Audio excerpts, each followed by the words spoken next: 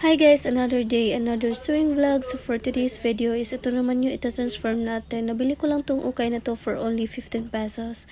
And gagawin natin siyang halter top. So nag-cut lang ako ng mga ruffles dyan. So yung size nito is 3 inches lang. Tapos yung length naman is mas marami, mas maganda. So nag-cut lang ako ng para sa ties. Pero hindi ko siya nagamit guys kasi meron pala akong garter cord dito. And yung back part naman is yun yung gagawin nating halter or yung front part ng ating top. So yung natirang tera is ginamit ko siya para gumawa ng flower and nagbilog lang ako tapos kinat ko lang siya ng pa-circle. Pagkatapos niyan gumawa lang ako ng back part ng ating top tapos nag-cut ako ng lining dyan. Syempre wag kalimutan tahiin yung darts tapos pagdikitin yung back part and then gumawa rin ako ng mga loops tapos ganyan siya guys yung itsura ng garter cord na sinasabi ko sa inyo.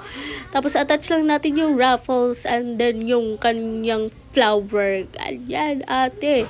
Ganyan yung itsura niya. Diba? Ang ganda. Sobrang Latina.